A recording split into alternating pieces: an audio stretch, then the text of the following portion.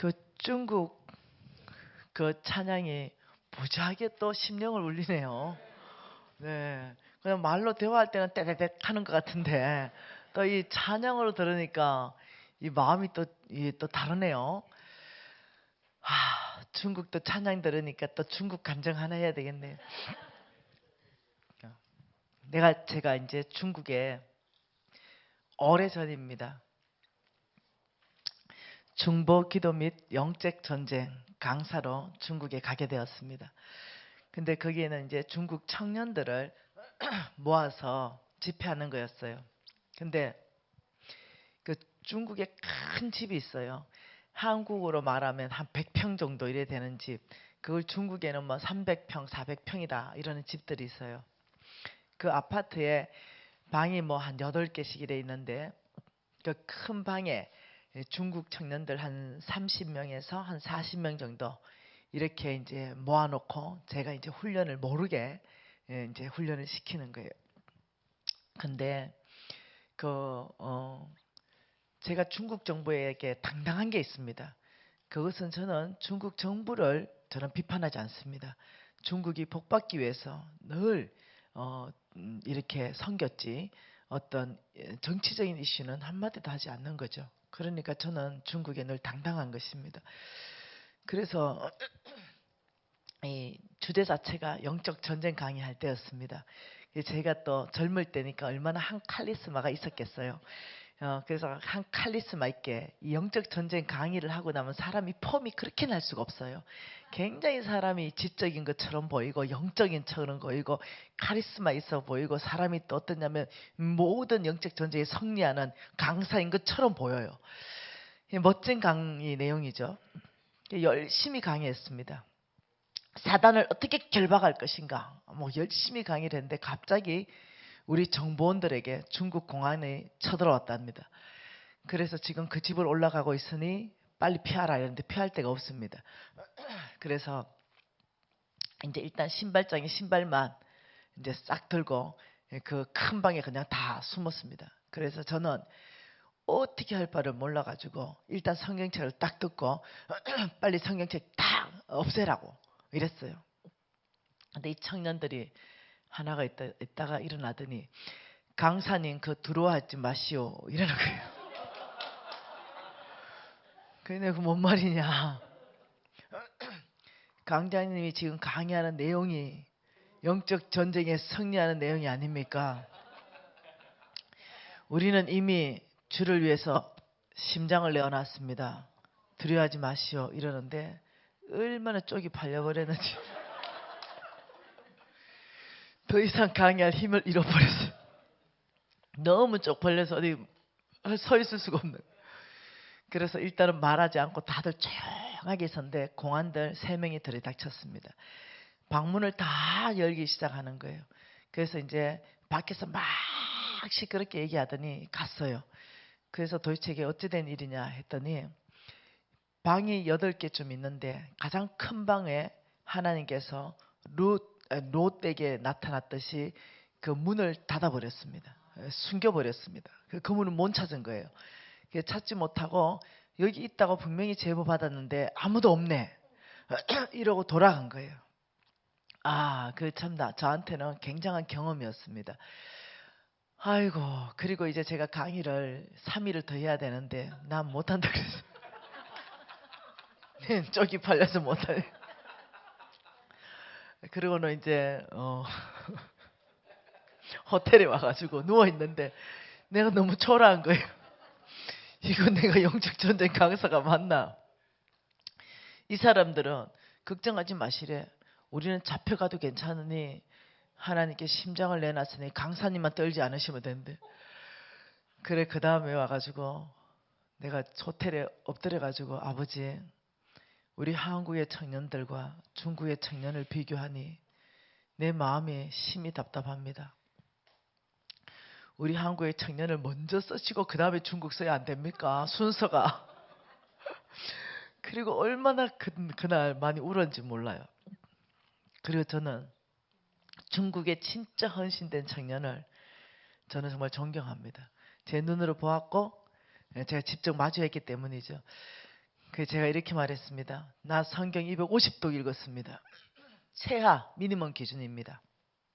제 성경 250독 읽었습니다. 형제님, 자매님, 최소한 자기 나이만큼은 성경 읽는 게 기본입니다.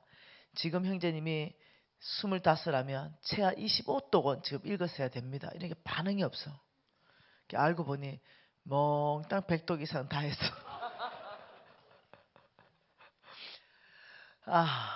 그리고 우리는 이렇게 말해.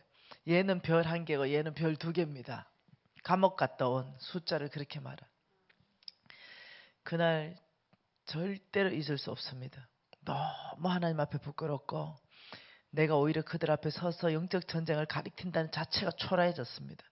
그런 집에 돌아와가지고 주님, 저 다시 살게요. 저 이래시 시작이 안 살 거예요. 이러면서 제가 이제 견고해졌습니다. 그래서 지난달에 중국 갔을 때 중국 공안들이 다 닥치면서 사람들을 다 추방했죠. 근데 중국에서 연락 왔어요. 지금 너무 어려운 이 시기에 지금 다들 캔슬되고 있다, 집회가. 내가 또 실패했죠. 괜찮다, 내가 간다. 내가 잡혀가도 내가 갈 것이요. 이래가 가서 집회 홍 목사님 모시고 갔어요. 쌈바가게 하고 네, 저희들이 잘 왔어요. 이젠 더 이상 복음 전하는데 내가 두려워하지 않겠다, 내가 이랬어요. 그래서 아까 전에 그 찬양 부르는데 그때 그 만났던 그 빛나는 중국 청년들이 기억나가지고 제 마음이 그냥 울렁울렁하면서 눈물이 걸렁걸렁하네요. 중국의 20대 진짜 헌신된 청년들은요 정말로 대단합니다. 우리 이 한국이 정말로 깨어나야 될 그때에 있습니다. 우리 이제 성부로 살기로 결정했잖아요. 내가 성빈이지만 성부로 살기로 결정하고 결정했는데 그러면 돈을 어떻게 쓸 것인가, 하나님께서는 어떻게 쓰라고 하는가, 이 부분에 대해서 아이디어를 좀 얻고 싶습니다. 성경에는 이 돈에 대해서 3,000구절이 있습니다. 믿음과 구원에 대해서는 214구절, 218구절이 있습니다. 돈에 대해서 굉장히 많이 가르쳐 준다는 거예요. 그래서 이 많은 성경 구절을 통해서 우리가 재물에 대해서 정립을 하라는 거예요. 이게 그만큼 3,000구절이 있다는 것은 엄청나게 재물에 대해서 알아야 되는 정보들이 많다는 것입니다. 이 3,000구절을 통해서 올바른 재정관, 올바른 재물에 대한 태도, 어떤 재물에 대한 태도가 올바른가, 이것은 3,000구절을 정리하면 3가지 태도로 나옵니다.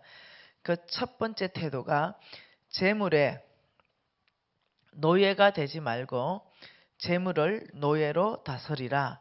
자, 이것이 1번적인 태도인데, 이렇게 살려면 어떤 훈련을 해야 되냐면 믿음으로 사는 삶의 훈련을 해야 된다. 믿음으로 사는 삶의 훈련은 하나님 말씀하시면 순종하고 말씀하신 그 하나님을 신뢰하는 것, 이것이 믿음에 대한 삶의 훈련입니다. 두 번째 올바른 태도는 재물을 보물처럼 소유하지 말아라. 소유하지 말라. 이 보물은 재물은 내 소유가 아니라 나는 관리인이라. 잘 관리하라. 이 삶을 살려면 우리는 청지기의 삶을 훈련해야 됩니다. 청지기의 삶. 이 청지기의 삶은 어떻게 훈련할 것인가? 하나님 말씀하시면 심고 거두는 삶. 이 삶으로 우리는 청지기의 삶이 훈련될 수 있습니다. 세 번째는요, 장막 생활을 훈련하는 것입니다. 장막 생활의 훈련.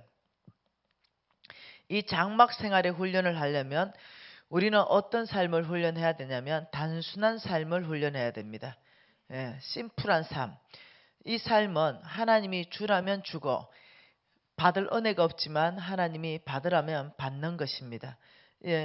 하나님이 모든 것의 주인이기 때문에 하나님이 주라고 말씀하실 수도 있고 하나님이 다른 사람한테 주라고 해서 나한테 오기도 합니다. 그러니 오면 하나님의 은혜이고 또 주님한테 물으면서 쓰면 되고, 이 훈련은 굉장히 중요한 훈련입니다. 그게 재물에 노예가 되지 말고 재물을 노예로 다스리고 재물을 보물처럼 소유하지 말고 잘 관리하고 장막 생활 훈련을 통해서 단순하게 살아라. 이것이 재물에 대한 올바른 세 가지 태도인데요.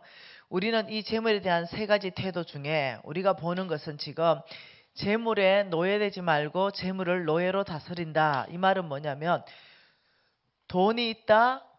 그러면 이거는 할 수 있어. 돈이 없다. 이건 할 수 없어. 이러면은 내 주인이 돈입니다. 나의 명령권자가 돈입니다.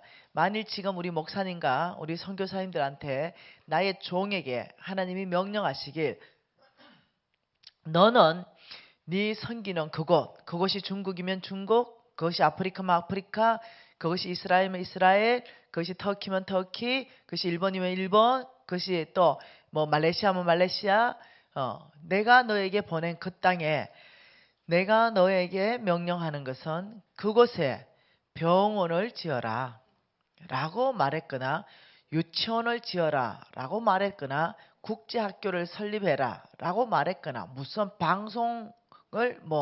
방송국을 세워라 말을 했거나 어떤 것을 말했거나 말하신 분은 주님이십니다.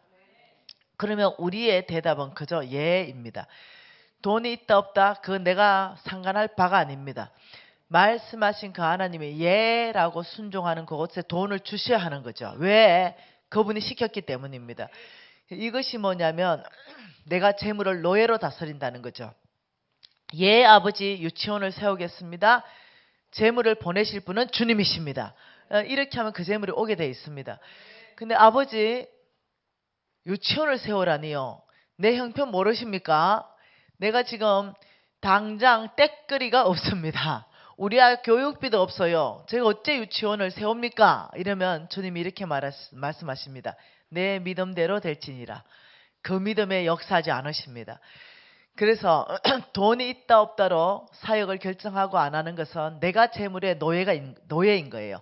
재물이 나에게 명령하기를 너 돈 없으니까 못해. 하나님이 나에게 명령하시기를 모든 자의 공급자는 하나님이시다. 그래서 하나님의 명령을 받는가 내가 재물의 명령을 받는가 이건 오직 믿음으로 사는 사람만 재물을 노예로 다스릴 수 있다는 것입니다. 저는 오랜 시간을 지나면서 제가 그 재물의 노예가 되었죠. 돈이 있으면 뭘 할 수 있고 돈이 없으면 뭘 할 수 없다. 이런 삶을 오래 살았습니다. 헌 목사님이 너의 창고가 넘치는 그때를 기억해라. 그때가 하나님께서 너에게 속부를 선택하는지 성부를 선택하는지 그 기준점으로 삼으시면서 너의 행동을 지켜볼 것이라 했는데 잊어버렸어요. 점점점 재물은 불어나기 시작했고 빚은 갚아지기 시작하면서 4년 반 만에 50억의 빚이 다 갚아지면서 정말로 내 창고가 넘치기 시작했습니다. 굉장했죠. 그리고 빚을 다 갚은 어느 날 저의 통장에 잔고가 1억 2천만 원이 남았습니다. 그러면 그 1억 2천만 원 잔고를 가지고 아버지 내 창고를 넘치게 하셨습니다. 혹시 주님의 계획이 있습니까? 이래 물으면 좀 좋겠어요. 근데 제가 그래 하지 않고 까마득하게 다 잊어버리고 우리 신랑을 내가 너무 사랑하는 거예요. 그래서 우리 신랑이 좋아하는 거는 자동차를 좋아하고 저는 집을 좋아합니다. 저는 좋은 집에 삽니다. 우리 신랑은 좋은 차를 탑니다. 네, 저는 차는 아무거나 타도 괜찮아요. 근데 집이 좋아야 돼요.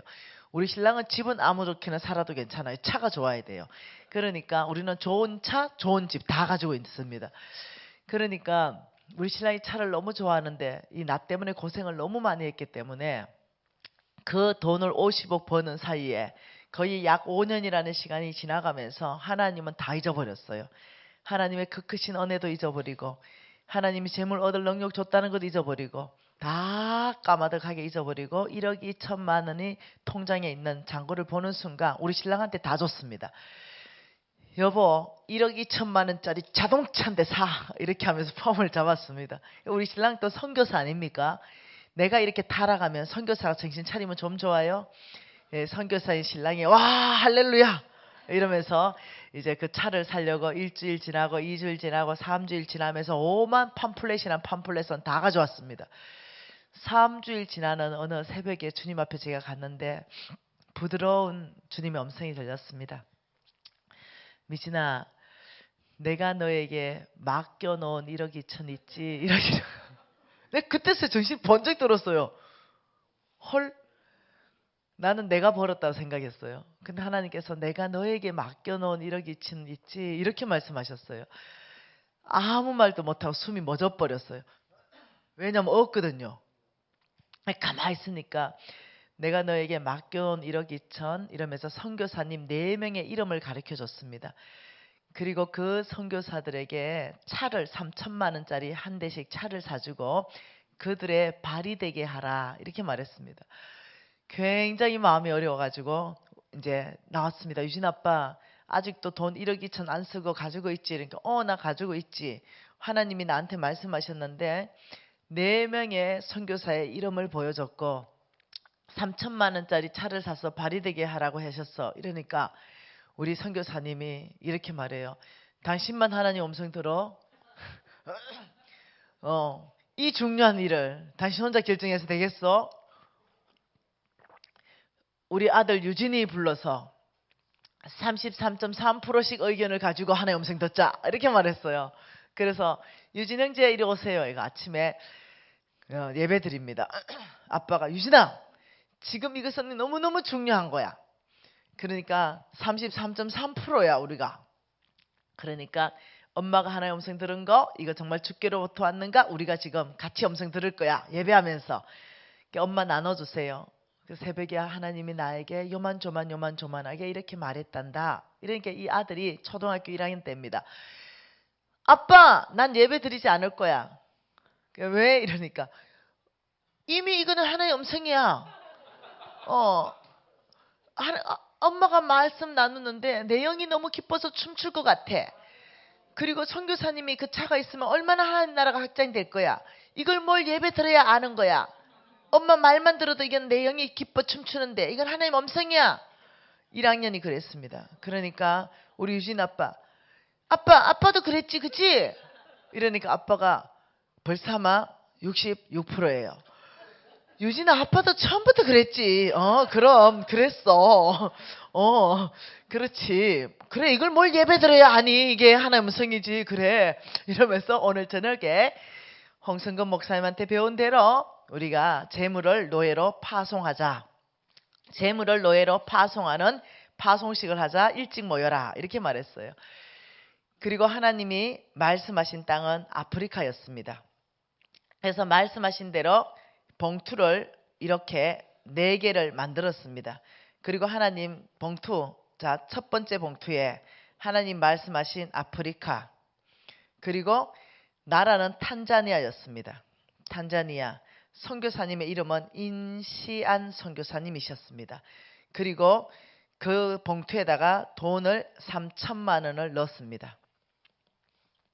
그리고 이 봉투도 넣고 이 봉투도 넣고 이 봉투도 넣었습니다. 그리고는 이제 이것을 우리는 홍 목사님한테 어떻게 배웠냐면 노예 파송식이다 이렇게 배웠습니다. 재물을 통해서 일하게 하라. 노예 파송. 하나님의 일을 재물로 일하게 하라. 그래서 너는 가라 아프리카로. 탄자니아 인시안 선교사에 발휘되어라. 그리고 하나님 나라를 확장하라. 이러면서 4명의 노예를 파송했습니다. 그리고 3년이 지났습니다.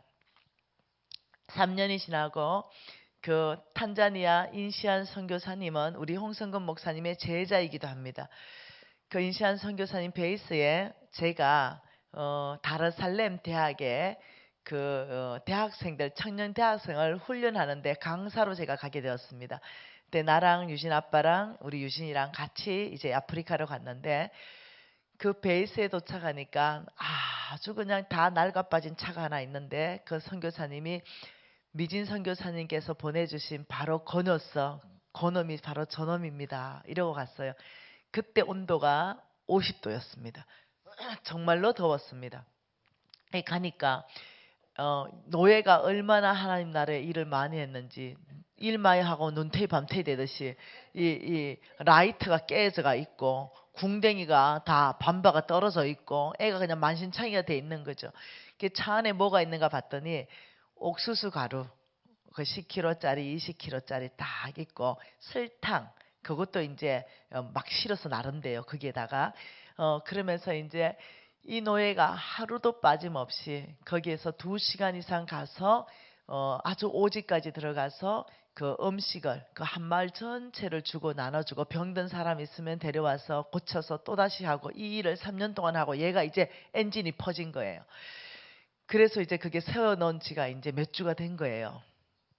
근데 내가 이렇게 보는데 갑자기 야, 네가 하나님의 종이냐 내가 하나님의 종이냐 이런 생각이 드는 거예요. 왜냐하면 섭씨 50도에 옥수수 가루 20kg 들고 100m 배달하고 갔다 오라 나한테 시켰으면 나는 그날로 순교해버려. 순교 그날로. 예? 근데 요 녀석은 3년 동안 단 하루도 지치지 않고 수백 가구에게 그 일을 매일 했다고 생각하니까 그때서야 홍성근 목사님께서 재물을 노예로 파송하여 하나님의 나라에 일하게 하라는 말이 뭔지는 그때서야 이해가 된 거예요. 그래서 깊이 이해하고 이 말이 그 말이었구나. 내가 일하는 게 아니라 내 재물이 하나님 나라의 일을 하는구나. 그리고는 그날 내가 하나의 음성을 하나 들은 게 뭐냐면 딸아 네가 파송한 이 노예의 모든 수고는 그날에 내가 너의 상급으로 기록하고 인시한 선교사의 상급으로 기록한단다. 이 음성을 제가 듣습니다. 얼마나 제가 기뻤는지 몰라요. 나는 지금 여기 있지만 지금 나의 노예는 전 세계에 있거든요. 어떤 녀석들은 우물이 되어가지고 끊임없이 그 아프리카의 맑은 물을 길러서 그들을 먹이고 있는 녀석도 있고 어떤 녀석들은 정말 학교가 되어서 그 아이들에게 복음을 전하는 교실이 되어 있는 녀석들도 있고 어떤 녀석들은 병원이 되어 있고 유치원이 되어 있고 이 곳곳에 나의 노예들이 파송되어 있고 그 녀석들은 지금 나의 상급을 쌓고 있다는 거죠. 여러분 이 앞에 만몬가의 한판 전쟁을 선포하고 정말로 주인 바꾸기 운동을 전 세계 안에서 일으키는데 하나님께서 NCMN을 앞장 세우고 그리고 홍 목사님의 큰 우산을 펼치면서 저를 보호하시고 저를 앞장 세웠습니다. 얼마나 많은 영적 공격이 있겠어요. 얼마나 많은 사람들이 없는 말들을 지어내겠어요. 얼마나 많은 사람들이 김미진 저 메시지를 없애기 위해서 사단의 도구로 활용하겠어요. 얼마나 사단들이 많은 영적인 공격을 하겠어요. 어떤 데는 1%도 사실이 아닌 말.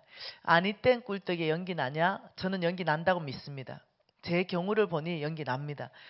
정말 비슷한 것도 아닌 거. 그런 거 가지고 말을 만들어서 나를 공격하고 이럴 때 어떨 때는 사람인지라 지칠 때가 있습니다. 그래서 어느 날은 너무 지쳤습니다. 정말 그게 아닌데 어떻게 이렇게까지 모함을 하는가. 이래서 지치는데 제가 눈물이 뚝뚝 떨어지더라고요. 눈물이 뚝뚝 떨어지는데 한 그림이 쫙 펼쳐지는 거예요. 모세가 보이고 아브라함이 보였습니다.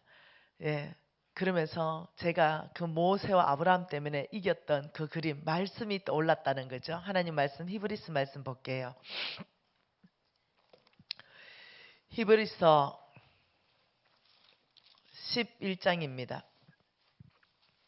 너무 지쳐서 하나님 앞에 울고 있을 때 하나님이 저에게 말씀하신 말씀입니다. 대가 지불에 대해서 말씀하셨습니다. 대가 지불을 하라. 그러면서 하나님께서 이 말씀으로 저를 위로하셨죠. 대가 지불. 히브리서 11장 24절입니다. 같이 읽습니다. 믿음으로 했습니다. 시작이 믿음이라는 겁니다. 믿음으로 모세는 이랬습니다. 시작이 믿음 때문에 모세는 어떻게 하였는가? 장성하여서 바로의 공주의 아들이라 칭함받기를 거절했다. 모세의 대가 지불이 무엇인지 설명하기 시작했습니다. 믿음으로 살기 위해서 첫째, 권력을 거절했다는 것입니다. 권력을 거절했다. 바로의 아들로서 충분히 권력을 가지고 살 수 있었음에도 불구하고 믿음으로 살기 위해서 나는 바로의 아들이라는 자리를 내어놓겠다는 것입니다. 그리고 두 번째 25절에 도리어 하나님의 백성과 함께 고난받기를 잠시 죄악의 낙을 누리는 것보다 제화했다. 잠시 죄악의 날이 뭡니까? 쾌락이라는 거. 쾌락을 거절했다. 믿음으로 바로의 공주의 아들이라는 신분이 있다면 온갖 진귀한 술을 다 마실 수 있을 것이며 온갖 아름다운 여자는 다 내 여자로 취할 수 있는 이 세상의 죄악의 낙을 누리는 것보다 나는 믿음으로 그 쾌락을 거절하는 삶을 살았다는 것이에요. 그리고 26절에 그리스도를 위하여 받는 수모를 애굽의 모든 보화보다 더 큰 재물로 여겼으니, 이거는 애굽의 세상이 주는 이 보화, 애굽의 보화를 거절했다는 거죠. 이것은 재물을 말하는 겁니다. 이 보화를 거절했다. 믿음으로 모세가 권력을 거절하고 쾌락을 거절하고 이 보화를 거절할 수 있었던 이는 이랬습니다. 왜 그럴 수 있었는가? 왜 모세는 이럴 수 있었는가? 그 이유가 뭐랍니까? 상 주시는 이를 모세는 바라봤다. 바라봅니다. 힘이 나는 거죠. 그 상 주시는 하나님을 바라보니 내가 믿음으로 이것을 거절할 수 있는 힘이 생기는 거죠. 그날 눈물이 뚝뚝 떨어지는데 하나님이 이 말씀으로 위로하기 시작하셨습니다. 두 번째는 아브라함을 말씀하셨습니다. 이 아브라함은 어떤 대가 지불을 했는지 아느냐? 이 아브라함의 대가 지불, 그 부분에 대해서 하나님 말씀하셨는데 11장 8절입니다. 믿음으로 아브라함은 부르심을 받았을 때 순종하여 장래의 유업으로 받을 땅에 나아갈새 갈 바를 알지 못하고 나갔으며, 믿음으로 그가 이방의 땅에 있는 것 같이 약속의 땅에 거류하는 동안에 약속을 유업으로 함께 받은 이삭과 야곱과 더불어서 어디에 거했다? 장막 생활을 했다. 이 장막 생활은 쉬운 것이 아닙니다. 아브라함은 거부예요. 이삭도 거부입니다. 야곱도 거부예요. 이 장막 생활을 했다는 이 말은 소유와의 관계 안에서 하나님 뜻대로 살았다는 뜻입니다. 늘 사람들을 섬기는 삶을 살았다는 것입니다. 장막에 거했으니, 장막에 거했는 그 이유는 또 이는 이렇게 말합니다. 왜 이렇게 내 집을 더 크게 짓고 내가 이 땅에 장막이 아니라 튼튼한 견고한 성을 짓지 않고 사는 이 장막은, 다른 말로 반대말은 뭡니까? 이 땅의 성입니다. 이 땅에 이 높은 자기의 성을 짓지 않았던 이는 그가 하나님이 계획하시고 지으실 터가 있는 성을 바라봤다. 아브라함이 바라본 건 뭐예요? 아브라함이 바라본 건 뭡니까? 하나님이 지으실 성, 하나님이 지으실 성, 나의 성이 아니라 내가 이 땅에 하나님의 제물로 장막 생활하지만, 심플하게 살지만, 단순하게 살지만, 겸손하게 살지만, 나를 위해서 하나님이 지으실 그 성이 있다. 그걸 바라봤다는 거죠. 그러니까 하나님은 16절에 뭐라 그럽니까? 그들이 이제는 더 나은 본향을 사모하니 곧 하늘에 있는 본향을 사모함이라. 이러므로 하나님이 그들의 하나님이라 일컬음을 받으심을 부끄러워하지 않으셨다. 누구요? 그들이 누굽니까? 믿음으로 사는 사람, 믿음으로 사는 사람의 하나님이라고 불리는 것이 부끄럽지 않다. 나는 부정직한 속부의 하나님이라 불리는 것이 부끄럽다. 오직 정직하며 믿음으로 사는 하나님, 나는 그 자들에게 하나님이라 불리는 것이 자랑스럽다.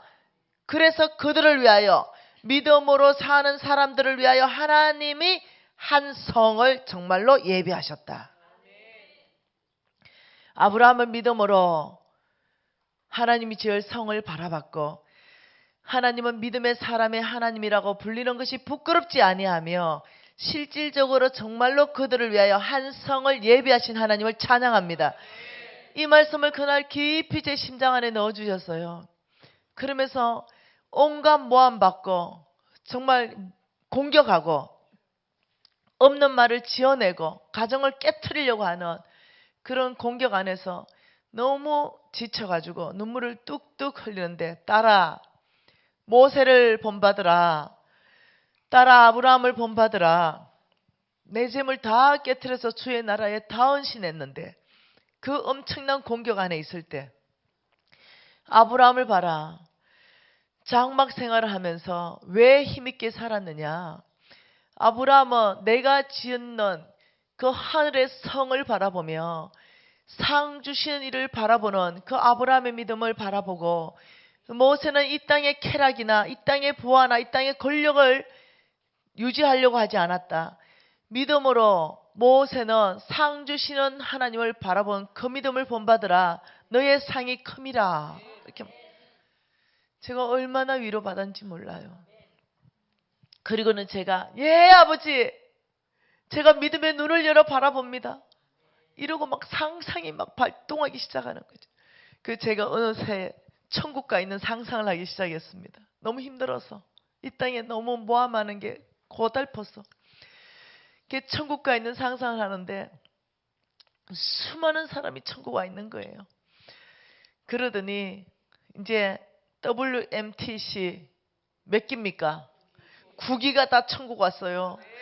그러더니 이제 우리 예수님이 이제 상급을 주는데 한 사람 상급 주더니 김미진을 불러내. 그래서 나가니까 WMTC 9기의 상급도 다른 사람보다 큰데, 그런데 김미진 상급은 또 9기보다 훨씬 크네. 면류관이 막 3배만 하고 막 면류관이 막 더 높고 더 면류관의 보석들이 번쩍번쩍하고, 이걸 이제 들고 나와서 나한테 딱 씌워주려니까 다른 게 교인 하나가 질문 있는데요. 왜 김미신의 면류관은 우리보다 크고 왜 저래 하려 하고 저렇습니까? 이러니까 그래 너 참 그 질문 잘했다. 우리 예수님이 저 늦게 도착한 저 까만 애들, 저 마오리 족속의 산속에 있는 애들, 너가 거기 한번 200명 다 일어나 봐라. 애들이 일어났어요. 너희들 언제 어느 시기에 어떤 선교사 들어갔지? 그 선교사가 우물 파주고 그 선교사가 병원 지어주고 그 선교사 너희들한테 복음 전했을 때 그 김미진이가 보냈다. 그래서 너희들이 여기 지금 입성했지. 이렇게 얘들이 할렐루야 이랬어요. 앉아라 이러더니 또 저게 중국 저 끝트리에 야 너희들 좀 다 한번 일어나 봐라. 또 이렇게더니 김미진이 뭐 했고 할렐루야 앉아라. 또 저게 또 티벳에 있는 애들 또 다 부르더니 또 얘기하고 이래고 몇 그룹을 얘기하더니 질문한 자매님, 김미진에게 이 면류관을 주는 것이 합당합니까?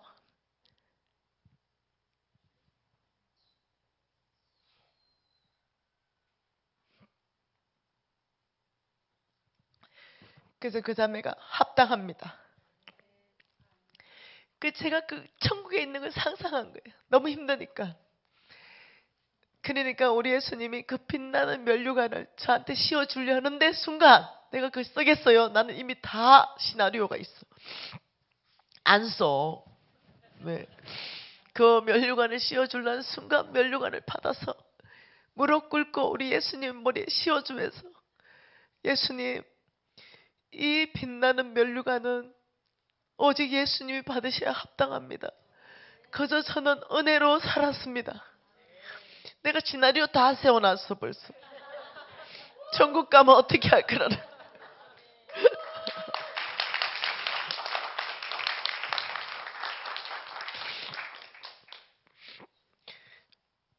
하나님께서 그날 저의 믿음을 다시 견고히 세워주셨어요. 딸아, 네의 모델이 모세고 너의 모델이 아브라함 아니냐. 이들의 대가 지불을 너는 기억하라. 믿음의 삶에는 대가 지불이 따라야 된단다.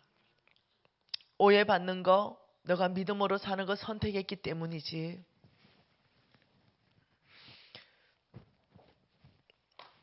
너는 누가 무슨 말을 하거든 너는 잠잠히 있으라. 해명도 하지 말라. 사람이 너를 낮추거든 너는 교만하노라 하고 내 앞에 나오라. 그러면서 주님께서 대꾸하지 말라고 하셨습니다. 그리고는 저는 입 다물었어요. 누가 무슨 오해를 하고 무슨 말을 해도 제가 입을 열지 않았습니다. 그 이후로부터. 죽은 자가 무슨 말이 많겠나. 그 십자가에 죽었는데. 우리 선교사님들 목사님들 지칠 때 있으시죠? 오해 받으실 때 있으시죠? 사역을 포기하고 싶을 때도 있으시죠? 이때 저를 위로하신 이 말씀으로 힘을 얻기시기 바래요. 상 주시는 이 신을 바라보십시오. 하나님이 우리를 위하여 그 지으실 성, 그 아름다운 성을 바라보시고 면류관을 바라보십시오. 사도 바울이 뭐라 그랬습니까? 동일하게 이렇게 대가 지불을 한 것을 사도 바울의 고백도 동일합니다. 내가 하나님의 상 주시는 하나님을 바라봤다고 합니다. 그래야 넉넉히 이길 수 있고 힘이 솟는 것입니다. 제가 이 WMTC에 제가 이렇게 오는 이유도 우리 선교사님들과 우리 목사님들의 수고 가운데 정말로 제가 조금이라도 도움이 된다면 내가 정말 힘껏 섬겨야 되겠다. 이렇게 생각한 것입니다. 우리 선교사님들 이렇게 상상해 보세요. 제가 상상한 것처럼 이 상상 한번 해보세요. 너무 좋죠? 아, 주님 옆에 섰을 때 멸륭화 씌워질 상상하니까 이제 이겨지죠? 이제 넉넉하게 넘어갈 수 있잖아, 그죠? 저는 어려울 때마다 믿음의 선배들을 묵상합니다. 그리고는 쭉 그들이 어떻게 이겼는가 그걸 쭉 보기 시작하면은 힘이 솟더라고요. 다시금 힘이 나더라고요. 네. 다 힘듭니다. 저 사역자는 왜 저렇게 사역이 잘 풀려? 나만 이렇게 힘들어? 아닙니다. 나름대로 다 그 안에 기도 제목이 있습니다. 나름대로 다 힘들어요. 사역이 크게 불같이 일어나면 감당해야 될 게 그만큼 많기 때문에 그만큼 또 힘든 게 있어요. 크고 작지만은 그 사람한테 그게 큰 거예요. 그렇기 때문에 이 집은 왜 이렇게 저 집은 부부가 저렇게 아름답고 단란해 보여? 나만 이렇게 힘들어? 아니요. 그 집에 또 들어가면 다 말 못할 사정들이 있어요. 다 자기 십자가가 있는 거예요. 그렇기 때문에 다들 의지하고 서로 그냥 격려해주고 서로 위로해주고 도우면서 이렇게 이 땅에서는 소망이 없는 거예요. 그래서 모세처럼 아브라함처럼 대가 지불하는 게 무엇인지 깊이 우리가 알기를 원합니다. 마땅히 대가 지불하는 삶, 그 삶을 선택하십시오. 하나님 말씀은 오늘은 이걸 보려고 해요. 두 번째, 재물을 보물처럼 소유하지 않고 잘 관리하는 청지기의 삶, 심고 거두는 삶이 무엇인가? 여기에서 무엇이 일어나는지 아십니까? 이 심고 거두는 청지기의 삶, 여기에서 일어나는 것이 배가입니다. 청지기는 뭐라고요? 배가라 그랬잖아요.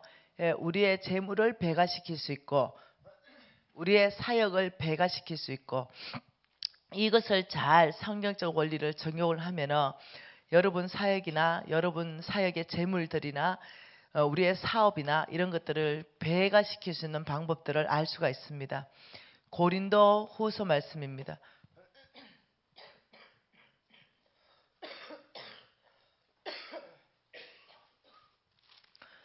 고린도 후서 8장 소제목 한번 읽어볼까요? 고린도 후서 8장. 이 고린도 후서 8장은요. 이 8장과 9장은 중요한 장입니다. 고린도 후서 8장, 고린도 후서 9장. 이 두 장은 무슨 말씀을 하고 있는지 보십시다. 소제목이 뭐예요? 풍성한 연보. 9장의 소제목은 뭐예요? 가난한 성도를 섬기는 연보. 8, 9장 두 개는 다 무슨 말이냐면요. 한마디로 말하면 돈 이야기입니다. 이걸 머릿속에 넣고 강의 들으셔야 됩니다. 고린도후서 8장, 고린도후서 9장 무슨 얘기라고요? 네, 다 돈 이야기입니다. 성경에는 이 고린도후서 8, 9장처럼 이 돈 이야기를 두 장을 맞붙여 놓은 것은 여기밖에 없습니다. 이것은 한 절 한 절 연구가 필요하고 공부가 필요합니다. 이 돈 이야기를 우리 하나님께서는 우리에게 어떻게 풀어가시는지 그 부분에 대해서 한번 보고 싶습니다. 고린도후서 9장 5절 말씀 볼게요. 고린도후서 9장 5절 말씀 같이 읽습니다. 그러므로 내가 이 형제들로 먼저 너희에게 가서 너희가 전에 약속한 연보를 미리 준비하게 하도록 권면하는 것이 필요할 줄 생각하였노니 이렇게 준비하여야 참 연보답고 억지가 아니니라. 이것은 연보를 준비하라. 이것은 헌금이죠. 헌금을 너희들은 미리 준비하라 이렇게 말했는데, 헌금 봉투에 넣어가지고 꼭 교회만 하는 게 헌금입니까? 아니지요. 왜냐하면은 하나님께서 이렇게 말했잖아요. 지극히 작은 자에게 하는 것이 곧 나에게 한 거라 이랬잖아요. 그러니까 우리가 지나가다가 너무나 가난한 사람이 있는데 성령의 감동함으로 저자를 좀 섬겨라 이래서 우리가 10,000원을 그 자에게 준다면 그거 역시 주님을 섬긴 헌금인 거예요. 그러니까 헌금이다, 이것을 폭넓게 주는 삶이다, 하나님이 주는 곳에 주는 삶, 이걸 말하는 겁니다. 자, 5절은 그러니까 헌금을 얘기하는 거예요. 그러면 6절, 자 6절은 뭡니까? 이것이 곧 적게 심은 자는 적게 거두고 많이 심은 자는 많이 거둔다 하는 말이로다. 이것이 뭡니까? 위에 헌금을 말하는 거죠. 위에 헌금이 적게 심으면 적게 거두고 많이 심으면 많이 거둔다 이렇게 말했죠. 그러니까 이거는 헌금을 얘기하는 것이 아니라 심고 거두는 법칙, 농사법을 이야기하고 있죠. 이거는 농사에 대한 법을 말하고 있습니다. 분명히 고린도후서 9장은 돈 이야기거든요. 헌금에 대한 이야기인데 농사법으로 풀어간다는 것이에요. 자, 7절 말씀 보십시다. 각각 그 마음에 정한 대로 할 것이요 인색함이나 억지로 하지 말지니 하나님은 절겨내는 자를 사랑하느니라. 이거는 또 헌금이죠.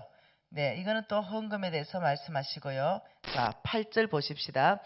하나님이 능히 모든 은혜를 너희에게 넘치게 하시나니 이는 너희로 모든 일에 항상 모든 것이 넉넉하여 모든 착한 일에 넘치게 하려 하심이라. 모든이 4번 나오죠. 그러면서 9절에 보면 모든 착한 일에 넘치게 하는 일이 무엇인가를 설명하는 것이 가난한 자들에게 주는 거지요. 그러니까 이 모든 착한 일이라는 것은 주는 삶을 말하는 거예요. 그러니까 모든 것이 넉넉하다는 것은 뭐겠어요? 줄 수 있는 재정이 넉넉하여 가난한 자한테 준다는 이런 뜻이에요. 그러니까 이는 너희로 아브라함의 씨로 하여금 한두 가지 일이 아니라 모든 일에 항상 재정이 모든 것이 넉넉하여 모든 착한 일, 가난한 자나 주는 삶에 넘치게 하기 위해서 누가 하나님이 능히 모든 은혜를 재물을 너희에게 넘치게 하시는 분이시다 이 말이에요. 이 말은 농사법의 원리와 하나님 나라의 헌금의 원리를 두 가지를 다 말씀하고 있는 거죠. 농사는 아까 전에 얘기했잖아요. 한 개 심으면 20,000개, 30,000개씩 거둔다고. 넘치고 넘칠 수 있게끔. 이거는 두 가지 같이 법칙을 말하고 있습니다. 농사의 법칙 플러스 헌금의 법칙을 말하고 있어요. 자, 9절은 그가 흩어 가난한 자들에게 주었으니 그의 의가 영원토록 있다. 이 말씀 무슨 말씀이에요? 이것은 자, 농사 지을 때 씨를 들고 한꺼번에 다 쏟아 뿌리는 거 아니죠. 쭉 흩어서 뿌리죠. 그래서 이것은 농사법을 말씀하기도 하고요. 이것은 헌금법을 말하기도 합니다. 왜 그러냐면은 여러분 헌금 받으실 때요. 우리 선교사님들 헌금 받으실 때 큰 헌금 그냥 프로젝트 가운데 2억 3억씩 받는 거 말고요. 생활비 헌금을 하시는 분인데 예를 들어서 어떤 사람이 300만 원 헌금한다. 이거 기뻐하지 마세요. 그 300만 원 끊길 가능성이 거의 100%입니다. 6개월 이상 지속 안 됩니다. 만일 100만 원 헌금 한 사람한테 받는 것보다 10만 원짜리 10명한테 받는 게 100번 좋습니다. 그리고 10만 원짜리 10명보다는 만 원짜리 100명한테 받는 것이 훨씬 더 좋습니다. 첫째, 기도 동력자가 일어나고, 두 번째는 만 원은 절대 안 끊습니다. 20년, 30년 동안 해줍니다. 그렇기 때문에 이 펀드레이징 할 때도 3만 원 미만으로 하셔야 돼요. 5만 원도 부담스러워서 제가 왜냐하면 후원 관리자를 했거든요. 5만 원 하는 사람들이 3년 이상 가는 경우를 못 봅니다. 3만 원 하면 3년 갑니다. 2만 원 하면 10년 갑니다. 만 원 하면 평생 갑니다. 그래서 선교사님들이 만 원짜리, 2만 원짜리 절대 3만 원 넘지 않는 이 펀드레이징을 하되 많은 사람들로 하십시오. 그렇게 해서 CMS를 자동으로 출금하는 그런 어떤 시스템으로 걸어놓거나, 아니면 그 사람들한테 설득해서 자동이체를 좀 시켜달라. 그러니까 은행에서 만 원씩 늘 넣는 거 잊어버릴 수 있으니 번거롭지만 은행 가서 이 통장으로 예를 들면은 10년 이런 식으로 해서 자동이체 좀 걸어주라. 이렇게 하면은 그 사람은요, 자동이체 걸어놓고 절대로 그걸 취소하지 않습니다. 그러면 100만 원, 200만 원 받는 사람이 끊어져 버리면 순간적으로 무지 어렵거든요. 그래서 헌금 받을 때가 지혜가 있어야 됩니다. 그래서 헌금하는 사람도 내가 예산이, 예를 들면 헌금할 수 있는 금액이 100만 원밖에 안 된다고 쳐보십시다. 더는 안 된다 할 때 어느 한 사람한테 100만 원 하는 것보다는 오히려 50만 원 두 분이 낫고, 오히려 30만 원 세 분이 낫고, 오히려 20만 원 다섯 분이 낫고, 오히려 10만 원씩 10분 하는 게 훨씬 더 낫습니다. 10명을 위해서 기도할 수 있기 때문입니다. 그렇지만 프로젝트에 헌금할 때는 한몫 해줘야 됩니다. 목돈으로 해줘야 됩니다. 1억 해주고 10억 해주고 100억씩 이렇게 해줘야 됩니다. 그래야 하나님 나라가 세워지기 때문이죠. 내가 말하는 일반적으로 그냥 일반 생활 후원을 얘기하는 거예요. 이 9절 10절 한번 읽어보십시다. 심는 자에게는 씨와 먹을 양식을 주시는 하나님이 너의 심을 것을 줘서 풍성하게 하시고 너의 의의 열매를 더하게 하시리니. 고린도후서 9장은 돈 이야기를 했죠. 언제 풍성해진다고요? 너의 심을 것을 줘서 풍성하게 하신다. 하나님은 예를 들면은 해바라기 씨를 몇 가마니를 주시고 싶을 때 하나님이 주시는 방법은 해바라기 씨를 10개를 줘요. 그러면 해바라기 씨를 10개를 받으면은 먹어버리면 씨 꼴랑 10개예요. 근데 해바라기 씨를 하나 심으면 해바라기 대가 하나 올라오고 해바라기가 최소한 2개 열리면서 어마어마한 해바라기 씨를 맺습니다. 그러면 그걸 다 털면 한 대 이상 나와버려요. 그러니까 하나님께서 10개 주면은 10대가 나와요. 먹으면 한 줌 입에 다 털어지는데 10대. 그러니까 하나님께서 우리의 재물을 풍성하게 하시는 그 비법이 뭐냐면, 심는 자에게 씨와 먹을 양식을 주시는 그 하나님은 너의 심을 것을 줘서 너의 삶을 풍성하게 하시고, 너의 심을 것을 줘서 너의 사역도 풍성하게 하신다. 그리고 너의 의의 열매를 더하게 하시는 분이시다. 이 10절은 무슨 말이냐면 농사법을 얘기하고 있습니다. 이해되나요? 자, 그러면 11절은 뭔가요? 너희는 모든 일에 넉넉하여 너그럽게 연보함은 그들이 우리로 말미암아 하나님께 감사하게 하는 거다. 이거는 또 헌금이죠. 자, 이렇습니다. 한번 봐볼까요? 칠판을. 지금 분명히 고린도후서 8, 9장은 뭐냐면은 돈 이야기입니다. 이 헌금 이야기죠. 그런데 이 헌금법을 기가 막힌 방법으로 농사법으로 얘기하고 있고, 헌금을 농사로, 헌금을 농사로, 헌금을 농사로 얘기하시는 아버지의 뜻이 무엇인지 성령으로부터 이해함을 받아야 된다는 거예요. 다시 말하면 어떤 헌금, 너희들은 먼저 연보를 준비하라. 이것이 그 연보가 적게 심으면 적게 거두고 많이 심으면 많이 거둔다 하는 말이다. 그러니까 어떤 연보, 어떤 헌금은 농사법에 적용되는 헌금이 있다는 거예요. 예. 이 헌금이 농사법에 적용만 된다면 이건 대박이라는 거예요. 농사는 최하 30배, 60배, 100배이기 때문이죠. 근데 어떤 헌금은 농사법에 적용이 되지 않는 헌금도 있다는 것이죠. 그러니까 만일 농사법에 적용되는 헌금이 있고 적용되지 않는 헌금이 있다면 어떤 헌금 해야 돼요? 당연히 농사법에 적용되는 헌금을 해야 되는 거예요. 농사법에 적용되는 헌금이 뭔지를 배우겠지만 농사법에 적용되지 않는 헌금을 저는 했다는 거예요. 저는 많은 시간에 농사법에 적용을 못하고 저는 어떻게 했냐면 제가 얘기했잖아요. 아버지가 일찍 돌아가시는 바람에 권위자들에게 인정받고 싶은 욕구가 내 안에 있었다고. 제가 이 20살에 성공했잖아요. 근데 제 안에는 끊임없이 누군가를 만족시켜 주고 싶고 그 사랑을 받고 싶은 욕구가 있었어요. 그러다 보니까 우리 담임 목사님이 어떻게 할 때 기뻐하셨지? 우리 장로님이 어떻게 하면 기뻐하시고 우리 담임 선생님이 어떻게 하면 기뻐하지? 이런 게 내 안에 있었어요. 그때 제가 이미 성공했기 때문에 돈이 많았어요. 근데 한 번은 우리 담임 목사님한테 차를 사드렸어요.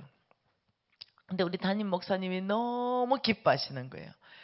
그러면서 나를 너무 칭찬해 주는 거죠. 꼭 어떠냐면 육신의 아버지가 다시 살아서 돌아와서 나를 그래 이뻐해 주는 것 같은 느낌을 받았어요. 교회를 짓는다 그럽니다. 모두가 작정 헌금하라는데 저는 이렇게 하는 거죠. 아, 우리 담임 목사님은 내가 얼마 하면 기쁠까? 내 중심 깊이 안에서 다윗은 역대상 29장에 이렇게 고백했죠. 내 마음이 하나님의 성전을 사모함으로 내가 사유한 금 3,000달란트를 내놨다 그러죠. 이 헌금하는 목적이 다윗은 하나님을 사모함으로 하나님의 성전을 사모함으로. 근데 내 중심은 뭐라고요? 내가 우리 담임 목사님의 마음을 기쁘게 해드리려고. 얼마를 하면 우리 담임 목사님을 기쁘게 해드리고 얼마를 하면 우리 장로님을 기쁘게 해드리고 얼마를 하면 우리 담임 목사님하고 나하고 관계하는 데 있어서 껄끄럽지 않을까. 이게 내 헌금의 중심의 태도였습니다. 잘못됐다는 거죠. 그래서 그렇게 헌금을 했는데 칭찬을 어마어마하게 받았죠. 1억씩 했으니까.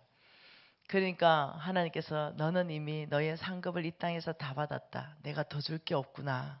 이것은 농사법에 들어가는 헌금이 아닙니다. 농사법에 들어가는 헌금은 정말 순전한 마음으로 하나님께 하는 거예요. 사람한테 이런 거하고 똑같습니다. 그거는 교회에 내일지는 모르지만은 그냥 교제비죠. 담임 목사 마음을 편안케 하기 위한 교제비. 하나님에게 내가 진짜 드리는 것이 아니라 내가 교제하고 싶고 인정받고 싶고 내 품위 유지비지요. 네. 하나님께서는 그런 어떤 제사를 기뻐하시는 것이 아니라 나는 너의 순종을 기뻐한다. 그러니까 하나님의 원하시는 것은 너의 중심의 태도이지 내가 너에게 돈이 없어서 1억을 달려고 하느냐 이게 아니라는 거예요. 근데 저는 이런 실수를 했습니다. 그래서 이런 거는 농사법에 들어가지 않는다는 거예요. 그래서 저는 그 이후로 정말 홍승근 목사님한테 이것을 깊이 배우고는 회개했습니다. 더 이상 이런 소비되는 헌금을 하지 않겠다. 더 이상 품위 유지를 위한 헌금은 하지 않겠다. 정말 하나님 앞에서 하나님이 하라는 곳에 정말 이름 없이 빚 없이 제가 해야 되겠다. 이러면서 이제 제가 이제 완전히 하나님이 이제 나를 광야에서 다루셨다고 했습니다. 다루셨습니다.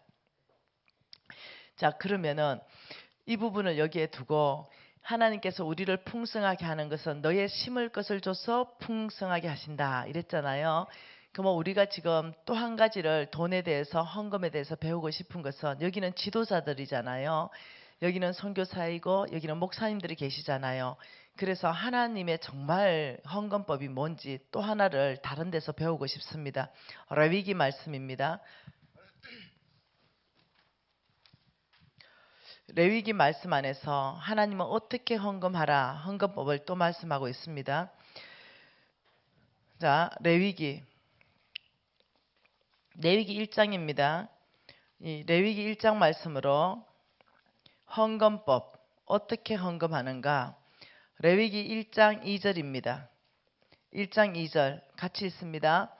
이스라엘 자손에게 말하여 이르라. 너희 중에 누구든지 여호와께 예물을 드리려거든 가축 중에 소나 양으로 예물을 드릴지니라. 그 예물을 뭘로 드리라 그럽니까?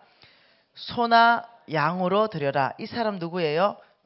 소나 양으로 드릴 수 있는 부자입니다. 예, 여러분 소는 아무나 가지고 있지 않습니다. 이 부자나 가지고 있지요. 부자들에게 말하기를 이 부자에게는 소도 있고 양도 있고 비둘기 있고 닭도 있고 돼지도 있을 것이에요. 그런데 하나님은 무엇을 가져오라느냐? 너 있는 것 중에 가장 정결한 거, 가장 비싼 거, 값어치 있는 거. 너 소를 키우면서 내 앞에 닭을 잡지 말라는 거예요. 넌 소를 키우면서 내 앞에 비둘기를 가져오지 말라는 거예요. 나는 너 있는 것 중에 가장 귀중한 거, 그걸 내가 받겠다. 그리고 마음은 정결하게 하라 이 말입니다. 그러면 레위기 7장 가볼까요? 레위기 5장인가요? 5장입니다. 레위기 5장 7절 말씀 가보십시다. 이 레위기 5장 7절 같이 있습니다. 만일 그 힘이 어린 양을 바치는데 미치지 못하면 그가 지은 죄를 속죄하기 위하여 산비둘기를 말했습니다. 지금 산비둘기 몇 마리요? 2마리. 또요 집비둘기 새끼, 그것도 집비둘기 그것도 새끼 2마리. 이 사람 누굽니까? 가난한 자 맞나요? 이 사람은 뭐가 없어요? 소가 양이 없어요. 그 힘이 미치지 않는다. 이 말은 그 없다는 거예요. 그래서 힘이 미치지 않는 가난한 자는 하나님께서 무엇을 받기를 원하냐면은 산비둘기와 집비둘기 새끼 2마리를 받기를 원하는데, 이 가난한 자는 그게 전부예요. 이 사람은 산비둘기 집비둘기 새끼가 뭐에 해당하냐면 소에 해당해요. 이 사람의 가장 큰 재물이에요. 이해되시나요? 다시 말하면 가난한 자는 빚내서 소를 끌고 오지 마라 이 말입니다. 있는 것 중에 최고의 것을 나한테 가져오라, 지금 이 말입니다. 자, 5장 11절도 같이 한번 읽어보겠습니다. 자, 5장 11절 말씀 같이 읽습니다. 만일 그의 손이 산비둘기 2마리나 집비둘기 2마리에도 미치지 못하면 그의 범죄로 말미암아 뭘 가져오라? 고운 가루를 가져오는데요. 그것도 참 놀랍게 쬐끔 가져오래요. 고운 가루를 가져오되 얼만큼 가져오라 그래요? 10분의 1만 가져오라. 아, 참 우리 하나님 놀라우신 분이에요. 자, 이것은 어떤 사람입니까? 더 가난한 자입니다. 산비둘기나 집비둘기도 없는 자입니다. 자, 고운 가루 10분의 1. 이 사람의 가장 많은 거, 소중한 게 이 가루입니다. 이 말이 아니에요. 소를 키우는 사람의 산비둘기 가져오면 주님이 안 받으십니다. 네, 기뻐하는 예물이 아니라는 거예요. 소를 키우는 사람이 고운 가루를 가져와도 하나님이 받으시는 예물이 아니라는 거예요. 자, 한번 보세요. 우리 예수님이 헌금, 연복계 앞에 앉아 있었다 말씀하셨어요. 그 사람들을 알고자 하여 앉아 있었다 그랬어요. 그 사람들 마음을 알고자 하여 앉아 있으니 부자가 오더니 돈을 1억을 딱 넣고 지나가니까 패스를 시켰어요. 근데 가난하고 가부가 오더니 냅돈 돈이 500원짜리 돈이 똑똑 떨어졌어요. 그래, 너 서라. 이 자매가 나를 가장 사랑한다. 그래, 우리 예수님의 관점은 돈이 아니에요. 양이 많다 적다가 아니에요. 너의 힘이 어디에 미치느냐, 너의 그 마음이 어디냐, 이 말입니다. 그러니까 이 말은 이게 아니에요. 부자가 고운 가루 10분의 1 헌금하는 거, 이게 아니에요. 이 소나 이 비둘기나 이 고운 가루가 다 어떠냐면요, 하나님 앞에서 똑같다는 거예요. 그래서 놀랍지요. 하나님께서는 부자에게는 큰 거 받으십니다. 그런데 더 가난한 자가 소를 잡아와서 바치는 걸 하나님이 기뻐하는 게 아니라는 거예요. 그러면 너는 빚에 묶이게 되고 압제자의 손에서 늘 고통당하는 삶을 살게 된다는 거죠. 그 사람이 어떻게 소를 꺼줍니까? 그래서 헌금의 원칙 중에 하나는 뭐냐면 빚내서 헌금하는 건 아니라는 거예요. 하나님이 축복할 때 내 전 재산은 내어놓지만 빚을 끌어다가 헌금시키는 것은 성경적이지 않다는 거예요. 이런 거는 좋아요. 내가 집을 50평을 살고 있는데 돈은 없어요. 내가 아파트는 50평 살고 있죠. 근데 돈은 없어요. 이런 사람 둘이 애들 다 시집장가 다 보냈는데 아파트 50평에 살 이유가 뭐가 있습니까? 이런 사람 돈 없다 말하면 하나님이 기뻐하지 않아요. 이런 사람은 아파트 30평으로 줄이고 20평 값 만들어서 헌금할 수 있는 마음만 있으면 충분히 하고도 남습니다. 네 마음이 어디 있느냐? 여전히 50평에 살면서 나는 헌금할 돈이 없어요. 여전히 빛나는 보석들은 다 치장하고 다니면서 나는 헌금할 돈이 없어요. 그게 아니라는 거죠. 네 마음만 있다면 그 모든 보석을 팔아서라도 내 앞에 가져올 것이요. 네가 헌금할 마음만 있다면 네 아파트 줄여서라도 내 앞에 가져올 것이요. 하나님이 말하는 것은 그 마음을 말하는 거지 어떤 땡빚을 달러빚을 막 카드 할부 대출 내 가지고 이렇게까지 헌금을 끌어모으는 거는 아니라는 거예요. 하나님은 굉장히 우리를 자유케 해주십니다. 우리 주님을 섬기는 것은 결코 어려운 게 없어요. 근데 어떤 잘못된 메시지들은 이런 게 있죠. 무조건 땡빚을 내서라도 헌금하면 복 받는다. 이런 메시지는 성경에서는 좀 위험합니다. 네, 성경 안에서는 그게 아니라 집을 팔아서라도 헌금하는 거 이것이 복 받는 거지 땡빚을 내서라도 헌금하는 건 아니라는 거죠. 그래서 우리가 이제 지도자이기 때문에 헌금을 가리키는 태도도 명확하게 해야 됩니다. 부자에게는 너는 소를 가져오라. 하나님 앞에 명확하게 가르쳐줘야 됩니다. 너는 소를 가져와야 되는 사람이 어찌 너는 집비둘기를 내어놓고 하나님 앞에 서느냐 명확하게 얘기해줘야 돼요. 그래서 이 성도들이 이 메시지 안에서 내가 지금 소를 바쳐야 되는지 산비둘기를 바쳐야 되는지 고운 가루를 바쳐야 되는지 자기 위치를 알게 해야 됩니다.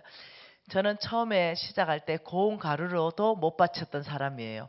그런데 어느 날 고운 가루를 바칠 수 있는 사람이 되었고 어느 날 비둘기를 바칠 수 있는 사람으로 바꿔주셨고 어느 날 소를 바칠 수 있는 사람으로 바꿔주셨습니다. 정말 저는 어느 날 헌금 너무 하고 싶어서 너무 헌금이 하고 싶어서 집 팔아서 전세를 가고 헌금했습니다. 어느 날 너무 헌금이 하고 싶은데 아무것도 없어가지고 집을 평수를 줄였습니다. 그런 적도 있습니다. 저는 실질적으로 제가 그렇게 살았습니다. 저는 아파트 60평에 살다가도 제가 주님 앞에 정말 헌금하고 싶어서 제가 평수를 20평이나 줄였던 그런 시간들도 있었습니다. 저는 제가 가리키는 내용들이 다 내가 살았던 내용들입니다.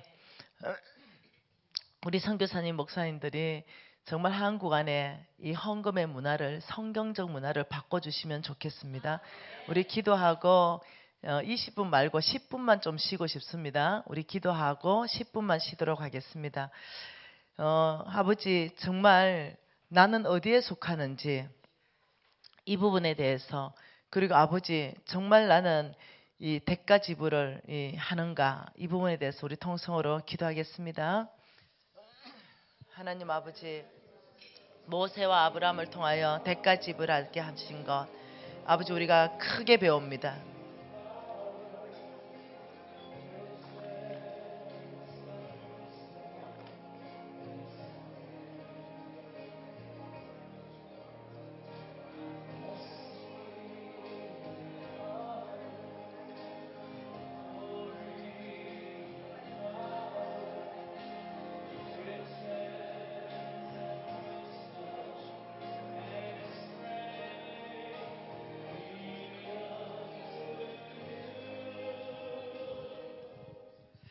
하나님 아버지 한국 안에서부터 아버지 거룩한 하나님의 문화가 만들어지기를 원하고 아버지 건강한 헌금의 문화가 만들어지기를 원합니다.